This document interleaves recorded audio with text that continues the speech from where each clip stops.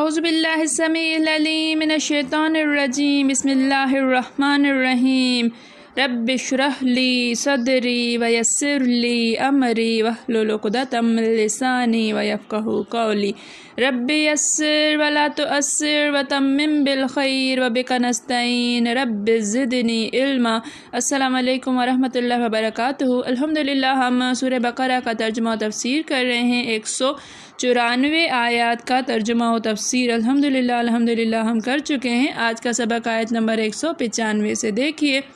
اعوذ باللہ من الشیطان الرجیم وانفقوا فی سبیل اللہ ولا تلقوا بایدیکم الی التہلکۃ واحسنوا ان اللہ یحب المحسنین۔ وانفقوا اور انفقوا تم خرچ کرو، نفقہ سے ہے یہ، انفقوا تم خرچ کرو، فی میں سبیل راستہ اللہ فی سبیل اللہ اللہ کے راستے میں، ولا تلقوا و اور لا نہیں، تلقوا تم ڈالو، القا سے ہے یہ، تلقوا تم ڈالو، بے ایدیکم بے کو ایدی یدن کی جمع ہے یہ ایدی، ہاتھ کم اپنے ہاتھوں کو، الا طرف تہلکہ ہلاکت کی طرف، الا یہاں فی کے معنی میں ہے تو اس کا معنی ہوگا میں، الا تہلکہ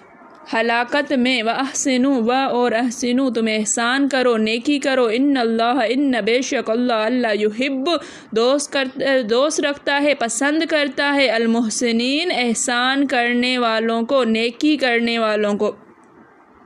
وانفقوا فی سبیل اللہ اور تم اللہ کی راہ میں خرچ کرو، ولا تلقوا بایدیکم الی التہلکہ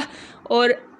اپنے آپ کو ہلاکت میں مت ڈالو، واحسنوا ان اللہ یحب المحسنین اور تم نیکی کرو، بے شک اللہ تعالیٰ نیکی کرنے والوں کو دوست رکھتا ہے، پسند کرتا ہے۔ اور اللہ کی راہ میں مال خرچ کرو اور اپنے آپ کو ہلاکت میں نہ ڈالو اور نیکی کرو، بے شک اللہ نیکی کرنے والوں کو دوست رکھتا ہے۔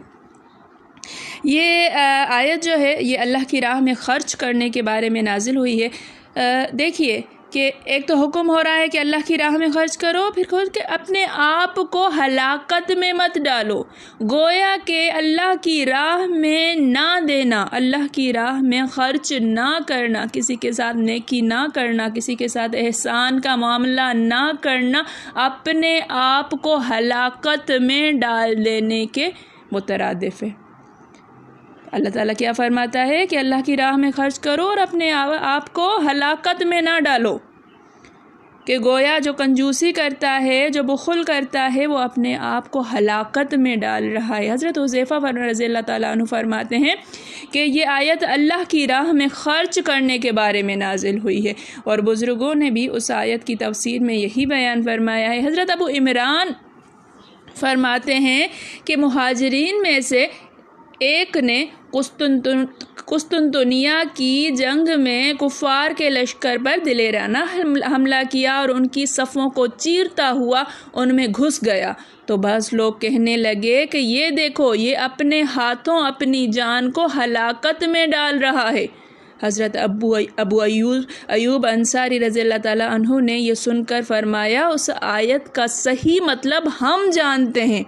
سنو یہ آیت ہمارے ہی بارے میں نازل ہوئی ہے۔ ہم نے حضور صلی اللہ علیہ وسلم کی صحبت اٹھائی، آپ کے ساتھ جنگ و جہاد میں شریک رہے، آپ کی مدد پر تلے رہے، یہاں تک کہ اسلام غالب ہوا اور مسلمان غالب آ گئے۔ تو ہم انصاریوں نے ایک مرتبہ جمع ہو کر آپس میں مشورہ کیا کہ اللہ تعالیٰ نے اپنے نبی صلی اللہ علیہ وآلہ وسلم کی صحبت کے ساتھ ہمیں مشرف فرمایا،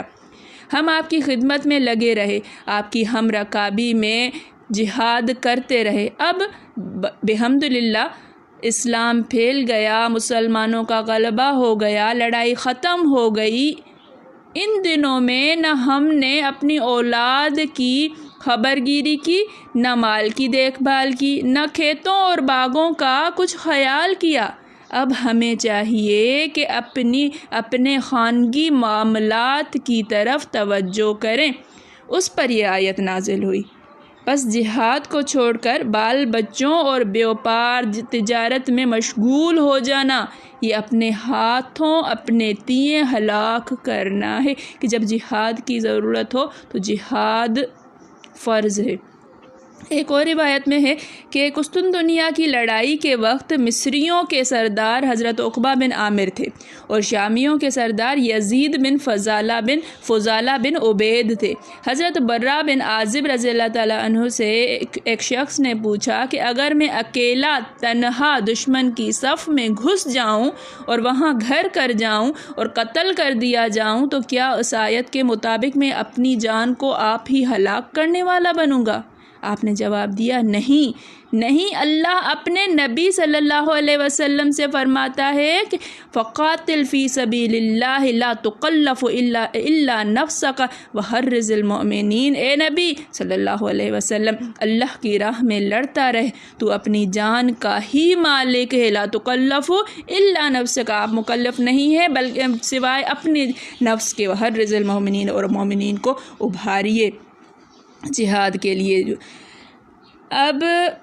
یہ آیت تو اللہ کی راہ میں خرچ کرنے سے رک جانے والوں کے بارے میں نازل ہوئی ہے۔ ابن مردویہ وغیرہ، ترمذی کی ایک اور جو ہے ابن مردویہ وغیرہ میں یہ آیت جو ہے یہ حدیث یا یہ روایت منقول ہے۔ ترمذی کی ایک اور روایت میں اتنی زیادتی ہے کہ آدمی کا گناہوں پر گناہ کیے چلے جانا اور توبہ نہ کرنا، یہ اپنے ہاتھوں اپنے تئیں ہلاک کرنا ہے کہ انسان جو ہے وہ گناہ پر گناہ کرتا ہوا چلا جائے اور توبہ ہی نہ کرے، اسے عقل ہی نہ آئے، یہ اپنے آپ کو ہلاکت میں ڈال دینا ہے۔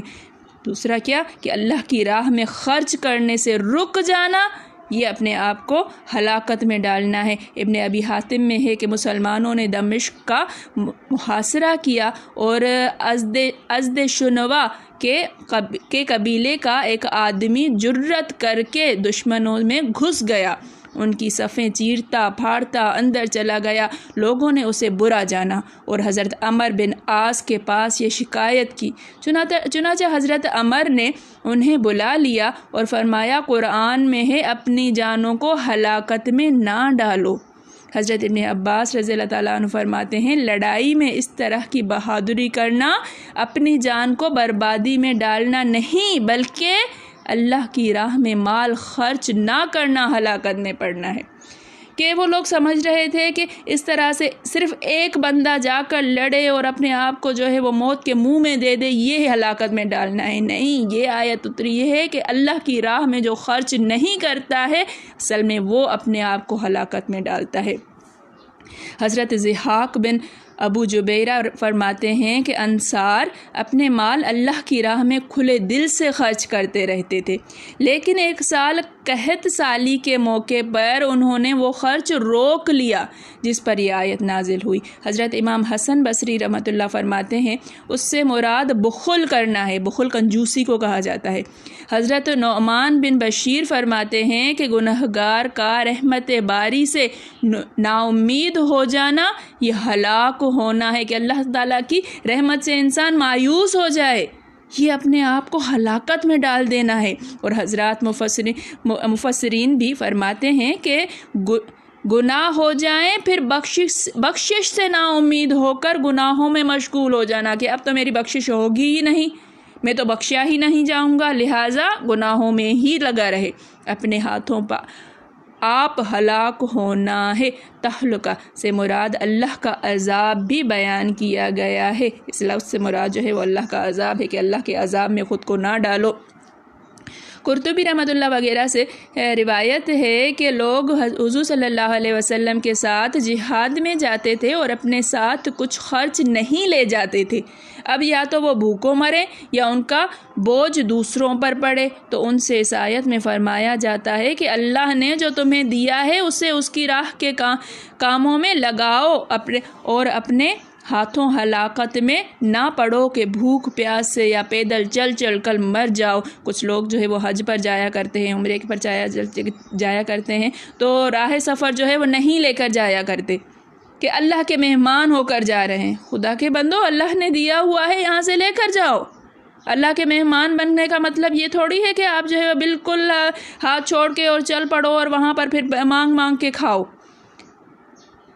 اس کے ساتھ ہی ان لوگوں کو جن کے پاس کچھ ہے حکم ہو رہا ہے کہ تم احسان کرو تاکہ اللہ تمہیں دوست رکھے، نیکی کے ہر کام میں خرچ کیا کرو، بالخصوص جہاد کے موقع پر اللہ کی راہ میں خرچ کرنے سے نہ رکو، یہ دراصل خود تمہاری ہلاکت ہے۔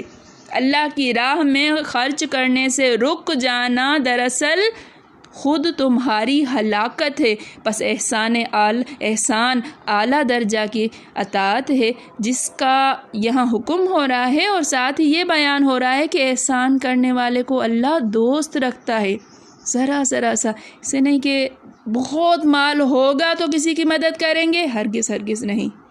جتنا جس سے ہو سکے کسی کے ساتھ نیکی کرنا، کسی پر احسان کرنا، کسی کے لیے آسانی پیدا کرنا، کہ اللہ کی راہ میں اس طرح دو کہ یہ کہ سیدھا ہاتھ دے تو الٹے کو پتہ بھی نہ چلے، اور اگلے کی ایسی مدد ہو جائے کہ وہ بندہ اس مشکل سے آزاد ہو جائے۔ اللہ تعالی ہم سب کو توفیق عطا فرمائے، اللہ تعالی ہم سب کو خرچ کرنے والے ہاتھ عطا فرمائے، اللہ تعالی ہم سب کو اتنا عطا فرمائے کہ اللہ کی راہ میں صبح شام خرچ کرتے رہیں۔